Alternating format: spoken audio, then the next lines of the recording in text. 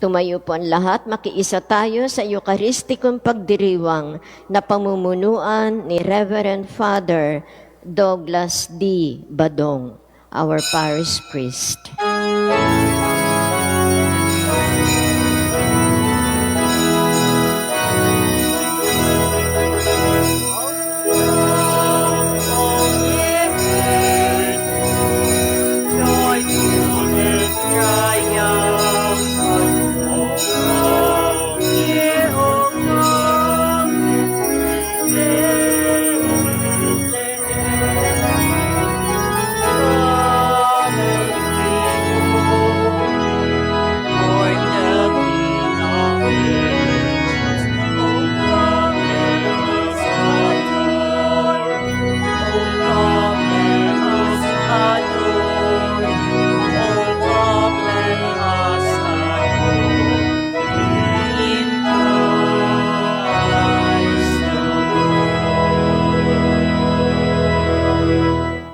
Sa ngalan ng Ama at ng Anak at ng Espiritu Santo, Amen. ang pagpapala ng ating Panginoong Hesus Kristo, ang pag-ibig ng Diyos Ama, at ang pakikipagkaisa ng Espiritu Santo naway sumainyong lahat. At sumainyo rin. Mga kapatid, aminin natin ang ating mga kasalanan upang tayo'y maging marapat gumanap sa banal na pagdiriwang. Inaamin ko sa makapangyarihang Diyos at sa inyo mga kapatid na lubha akong nagkasala sa isip, sa salita at sa gawa at sa aking pagkukulang. Kaya isinasamo ko sa mahal na Biring Maria, sa lahat ng mga anghel at mga banal, at sa inyo mga kapatid na ako'y ipanalangin sa ating Panginoong Diyos. Kaawaan tayo ng makapangyarihang Diyos, patawarin tayo sa ating mga kasalanan, at patnubayan tayo sa buhay na walang hanggan. Amen. Panginoon, kaawaan mo kami. Panginoon, kaawaan mo kami. Kristo, kaawaan mo kami. Kristo, kaawaan mo kami. Panginoon, kaawaan mo kami. Panginoon, kaawaan mo kami. Manalangin tayo. Ama naming makapangyarihan, nagpakita bilang taong katulad namin ang iyong anak. Sa pamamagitan niyang naging aming kawangis, kami naway maging kanyang kaparis, kasama mo at ng Espiritu Santo, magpasawalang hanggan. Amen. Pagbasa mula sa unang sulat ni Apostol San Juan. Minamahal kong mga kapatid, mag-ibigan tayo sapagkat mula sa Diyos ang pag-ibig. Ang bawat umiibig ay anak ng Diyos at kumikilala sa Diyos. Ang hindi umiibig ay hindi kumikilala sa Diyos sapagkat ang Diyos ay pag-ibig. Inihayag ng Diyos ang kanyang pag-ibig sa atin nang suguin niya ang kanyang bugtong na anak upang magkaroon tayo ng buhay sa pamamagitan niya. Ito ang pag-ibig. Hindi sa inibig natin ang Diyos, kundi tayo ang inibig niya at sinugo ang kanyang anak upang maging handog sa ikapagpapatawad ng ating mga kasalanan. Ang salita ng Diyos. Salamat sa Diyos. Ang tugon po sa bawat sakanang ng salmo, poon maglilingkod sa iyo, tanang bansa nitong mundo. Ulitin po natin, poon maglilingkod sa iyo, tanang bansa nitong mundo. Turuan niyong haring humatol ng katuwiran, sa taglay mong katarungan, o Diyos, siya'y bahaginan, upang siya'y maging tapat, mamahala sa iyong bayan, at pati sa mahihirap, maging tapat siyang tunay. Poon maglilingkod sa iyo, tanang bansa nitong mundo. Ang lupain nawa niya'y umunlad at managana. Maghari ang katarungan sa lupain nitong bansa. Maging tapat itong hari sa paghatol sa mahirap at ang mga taong walay pag-ukulan ng paglingap.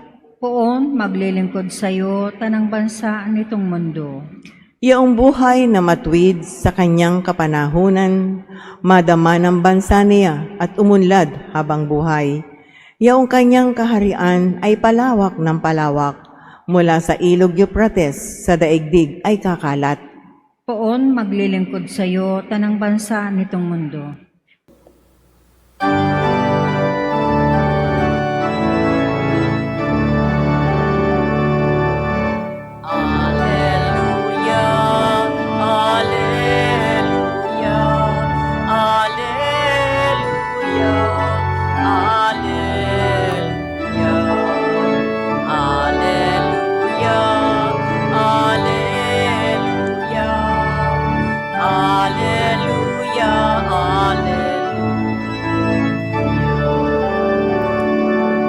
Ikaw, Kristo, ay sinugo upang sa dukhay magturo, magpalaya sa bilanggo.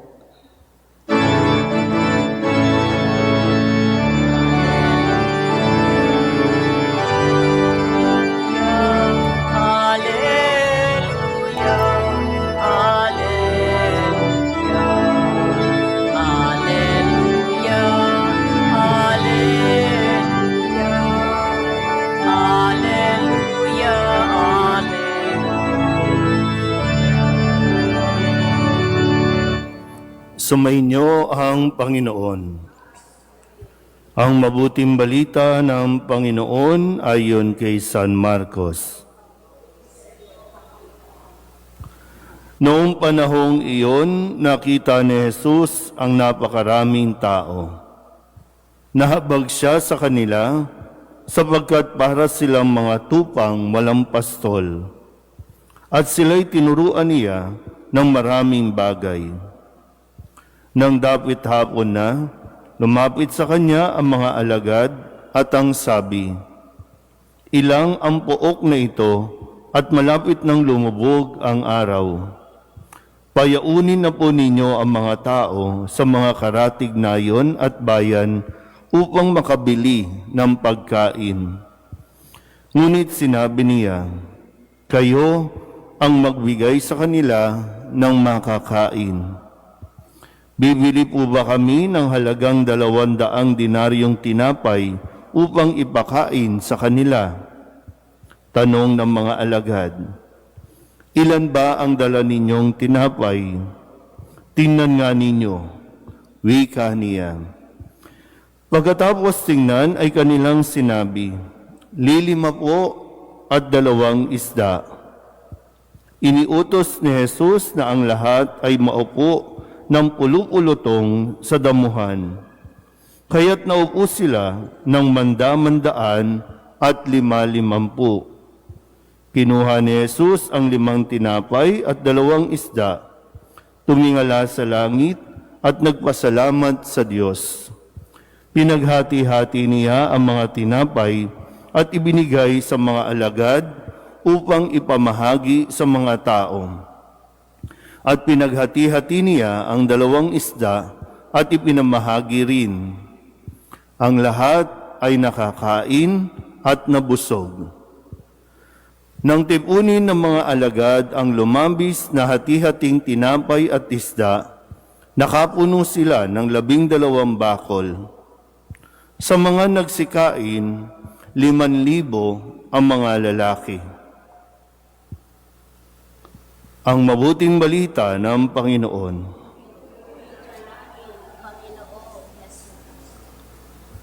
Isang magandang umaga po sa inyong lahat.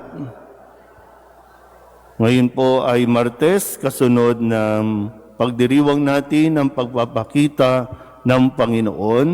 Nasa unang linggo pa lamang po tayo ng bagong taon. Gaya po ng aking nabanggit, nawa magkaroon tayo ng pagsusuri ng ating mga sarili o yung self-evaluation. Paano ba tayo nabuhay o namuhay nung nakalipas na taon at nawa mas pag-ibayuhin pa natin. Kung mayroon tayong dapat i-improve, i-improve. Kung mayroon tayong mga magandang nagawa, ituloy natin. Kung mayroon mga pag-uugaling hindi maganda, tigilan na natin. At isa dyan ay pwede nating suriin paano ba tayo naging mapagbigay sa ating kapwa. Paano ba tayo naging generous? Paano ba natin tiningnan ang pangangailangan ng iba? Nakatuon lang ba tayo sa kung ano ang kailangan ko o pangangailangan ko? Saan tayo mas namuhay? Yung kung ano ang kailangan ko o kung ano ang pwede kong maibigay o maitulong? Kasi sa ating ebanghelyo, sabi po dito, nakita ni Jesus ang napakaraming tao at nahabag siya sa kanila. At ang pagkahabag na ito, ibig sabihin, naunawaan niya, naintindihan niya ang kagutuman o kumbaga, naunawaan niya ang pangangailangan ng tao na kumain. Kaya nga sabi, magugutom sila kapag pinaalis na lang natin sila. Pwedeng sa daan, maraming himatayin. Kaya bago pauwiin, pakainin muna natin sila. At talaga naman po, kapag katulad ng mga alagad, dahil nagsisimula pa lang sila, tinuturuan pa lang sila ni Jesus kung paano dapat ang maging isang lingkod. Sa umpisa, gusto nilang iwasan ang responsibilidad sa kanilang kapwa. Mas madali kasing magtaboy, mas madali kasing magpauwi na lang at bahala na kayo sa buhay ninyo. Pero para kay Jesus, hindi dapat ganon. Mahirap din po ang titingnan lang natin ay kung ano yung wala. Kadalasan, doon tayo nakafocus. Ang nakikita natin ay yung kawalan, yung wala. Ang hindi natin tinitingnan ay kung ano ang mayroon. Madalas po sa inyong mga nakakatanda dito, nakamulatan na natin yung classic na sinasabi sa atin, kung anong mayroon, ipagpasalamat. Kung anong mayroon, matutong mamaluktot. Di ba? Parang gano'n, no? Matuto tayong mabuhay sa kung ano ang mayroon. Nang may pagtanggap. Kung yan, okay. Pero kung wala, huwag na tayong magreklamo. Kung wala, huwag na nating hanapin. Kasi doon tayo mas nagiging walang pakialam sa ating kapwa. Kasi pag iniisip natin, wala tayo eh. Ito lang ang akin eh. Akin lang ito. Pag binigay ko pa ito, mawawala na ako. Pero para kay Jesus, kung anong mayroon, ipagpasalamat mo at huwag kang matakot mawalan. At magugulat ka sa himala o sa pagkilos ng Diyos dahil yung inaakala nating mauubos, sobra-sobra pa yan. Kaya sana, kung sakali napipigilan tayong magbigay dahil sa takot natin na mawalan, magtiwala lang tayo sa Diyos, mahal tayo ng Diyos, hindi niya tayo pababayaan. Amen?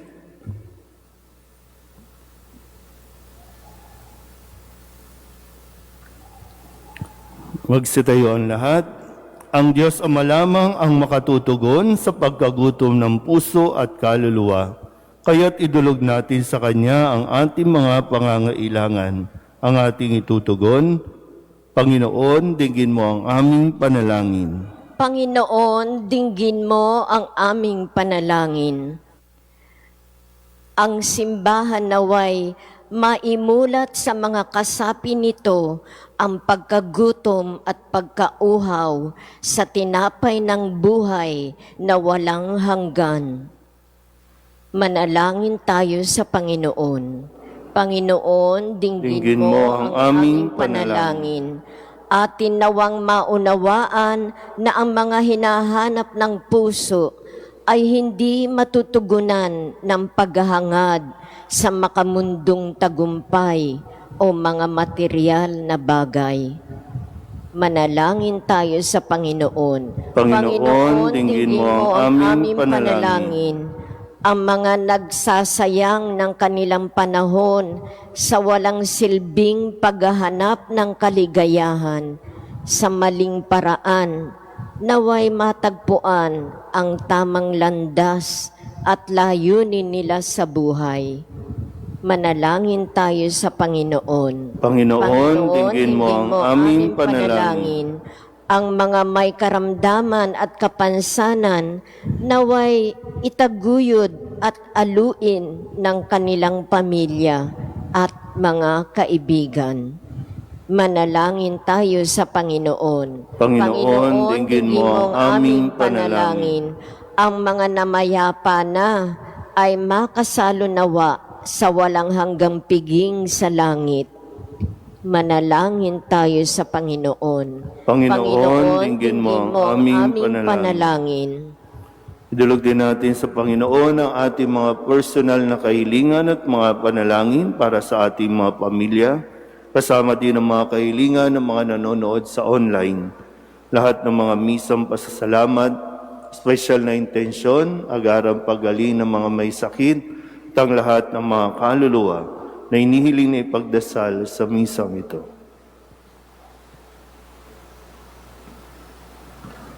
Ang lahat ng ito inihiling namin sa ngalan ni Kristo, ang aming Panginoon. Amen.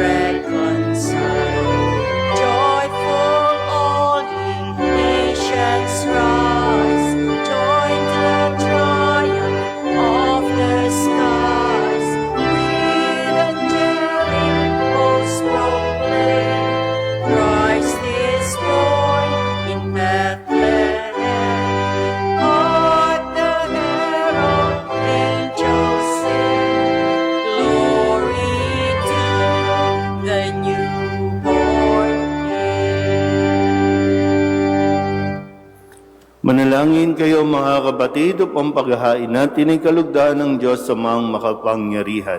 Tanggapin nawa ng Panginoon itong paghahain sa iyong mga kamay sa kapurihan niya at karangalan sa ating kapakinabangan at sa buong sambayanan niyang banal. Ama naming lumikha, tanggapin mo ang aming inihahaing mga alay upang ang pag-ibig mo ang aming ipinagdiriwang ay siya namin ngayong mapagsalusaluhan sa pamamagitan ni Jesucristo kasama ng Espiritu Santo magpasawalang hanggan. Amen. Sumainyo ang Panginoon. At sumaiyo rin. Itaas sa Diyos ang inyong puso at diwa. Itinaas na namin sa Panginoon. Pasalamatan natin ang Panginoong ating Diyos. Marapat na siya ay pasalamatan. Ama naming makapangyarihan, tunay ngang marapat na ikaw ay aming pasalamatan sa pamamagitan ni Jesucristo na aming Panginoon. Sa katauhan ng iyong isinugong Mesiyas, nahayag sa amin ang katuparan ng iyong balak. Ngayon nga'y iyong ipinakikita sa tanan ang liwanag na tumatanglaw sa sangkatauhan. Sa pagpapahayag ng anak mong ginigiliw na siya ay hindi naiba sa amin, minarapat mong sa pagkatao namin magningning ang kariktan ng kadakilaan niyang di magmamaliw. Kaya kaysa ng mga anghel na nagsisiawit ng papuri sa iyo nang walang humpay sa kalangitan, kami nagbubunyi sa iyong kadakilaan.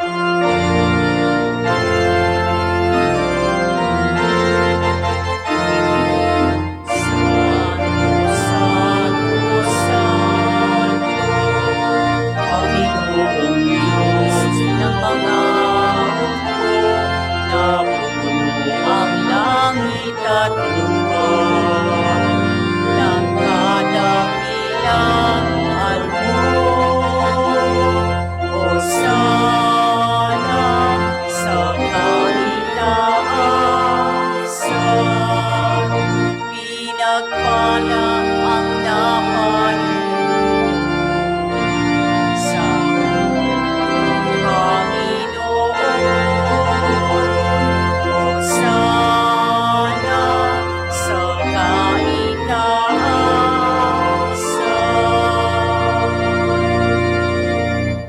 Ama naming banal, ikaw ang bukal ng tanang kabanalan. Kaya't sa pamamagitan ng iyong Espiritu, gawin mong banal ang kaloob na ito upang para sa aming maging katawan at dugo ng aming Panginoong Heso Kristo. Bago niya pinagtiis ang kusang loob na maging handog, hinawakan niya ang tinapay, pinasalamatan kaniya, pinaghati-hati niya iyon, iniabot sa kanyang mga alagad at sinabi, "Tanggapin ninyong lahat ito at kanin, ito ang aking katawan na ihahandog para sa inyo."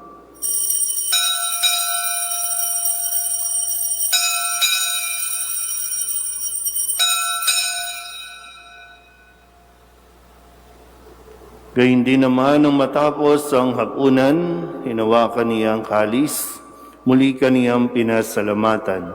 Iniabot niya ang kalis sa kanyang mga alagad at sinabi, "Tanggapin ninyong lahat ito at inumin. Ito ang kalis ng aking dugo, ng bago at walang hanggang tipan. Ang aking dugo na ibubuhos para sa inyo at para sa lahat sa ikapagpapatawad ng mga kasalanan. Gawin ninyo ito sa pag-alaala sa akin."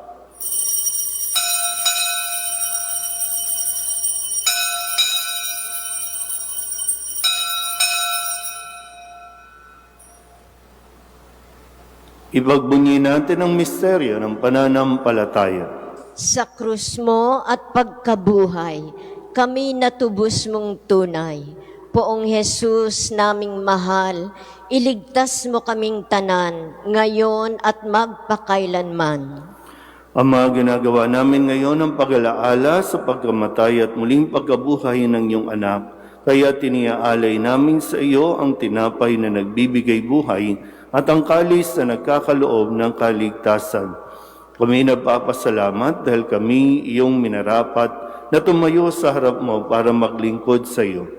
Isinasamo namin kami magsasalo-salo sa katawan at dugo ni Kristo ay mabuklod sa pagkakaisa sa pamamagitan ng Espiritu Santo. Ama, lingapin mo ang iyong simbahang laganap sa buong daigdig. Puspusin mo kami sa pag-ibig kaysa ni Francisco na aming Papa at ni Jose na aming Obispo at ng Tanang Kaparian.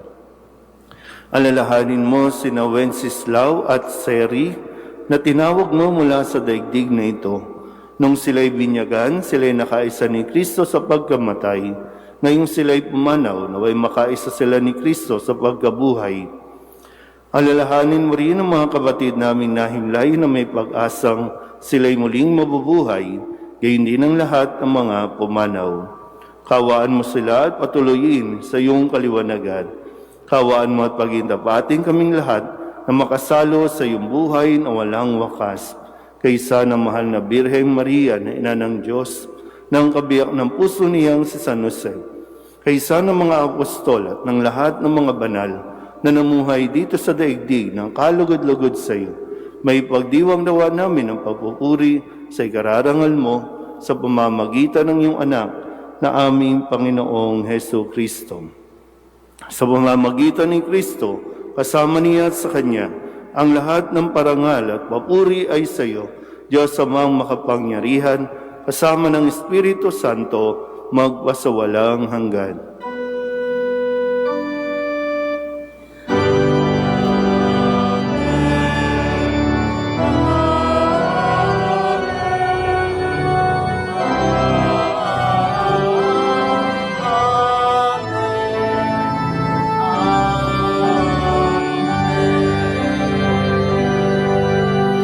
Sa tagubilin ng mga nakagagaling na utos at turo ni Jesus sa Panginoon natin na Diyos, ipahayag natin ng lakas loob.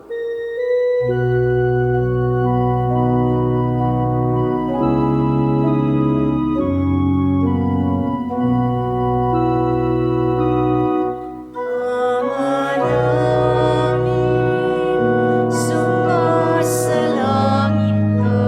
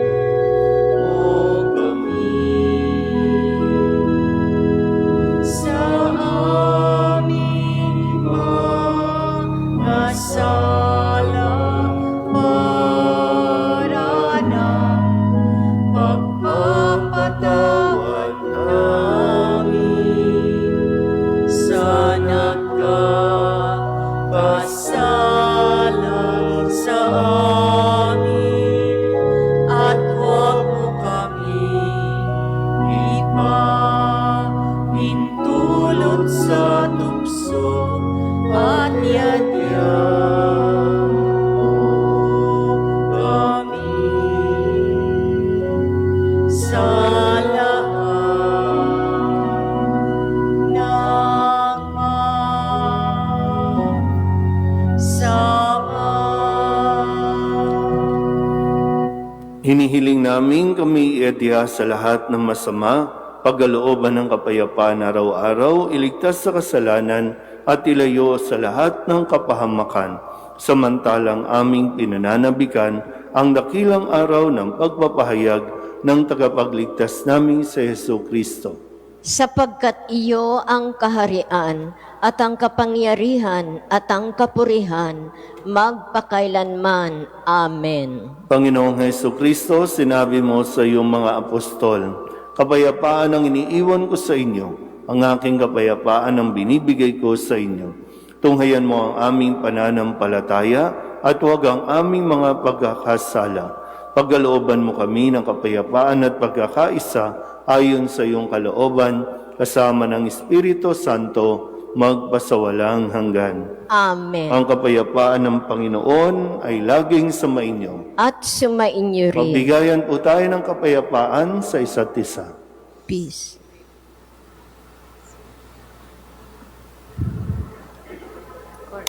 Kordero ng Diyos na nag-aalis ng mga kasalanan ng sanlibutan, maawa ka sa amin. Kordero ng Diyos na nag-aalis ng mga kasalanan ng sanlibutan, maawa ka sa amin.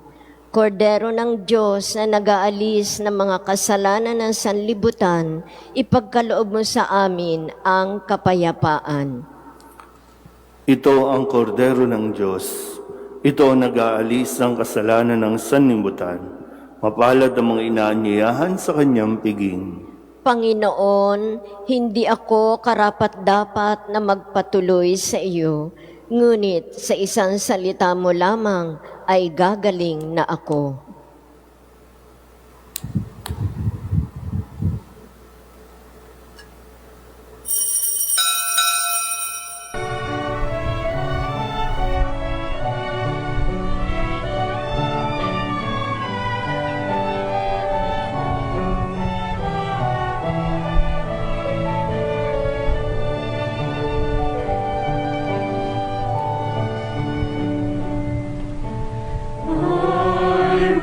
Listen to the Lord, will listen to the voice of His people, serve them with all my heart. I will listen to His words and call upon the Lord for His people to live in faith and truth and in love.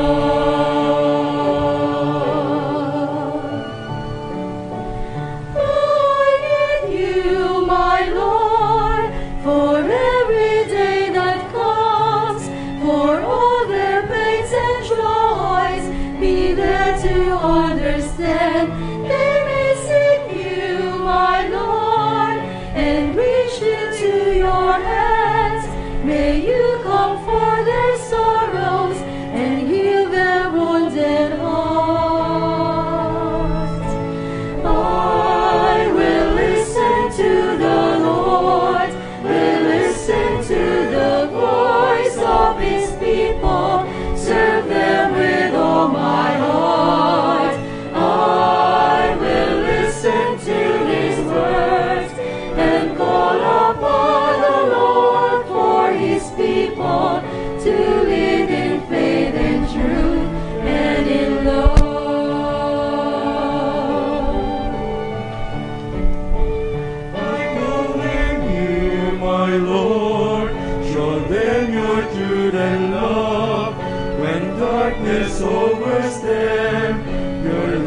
shines from above. I will be there, my Lord, to lead at your command. Together at one table, eat them the bread of love. I will listen to the Lord, will listen to the voice of His people, serve them with all my heart. I will listen to His words and call upon the Lord for His people to live in faith and truth and in love. There are those who seek the lost and suffering, bind their wounds and bring them to your care. Oh Lord, I know that you're with them, embracing once again. Your love is all I bear.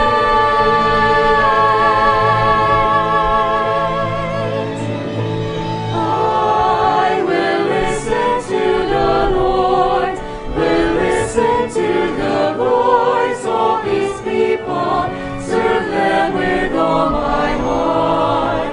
I will listen to His words and call upon the Lord for His people to live in faith and truth and in love.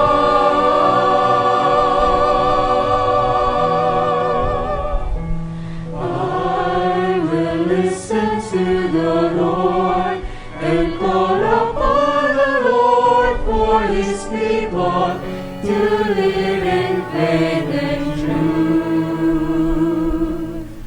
and love.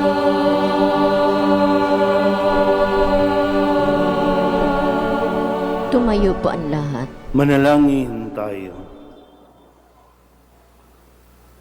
Ama naming mapagmahal, ang ipinagkaloob mong aming pinagsaluhan ay mapakinabangan nawa namin araw-araw upang sa pagtanggap namin sa iyong ibinigay, kami pagintapating maging hain sa iyo kailanman sa pamamagitan ni Jesucristo kasama ng Espiritu Santo magpasawalang hanggan. Amen. Sumainyo ang Panginoon. At sumainyo rin. At pagpalain kayo ng makapangyarihang Diyos, Ama at Anak at Espiritu Santo. Amen. Tapos ang banal na misa, humayo tayo sa kapayapaan ni Kristo. Salamat sa Diyos.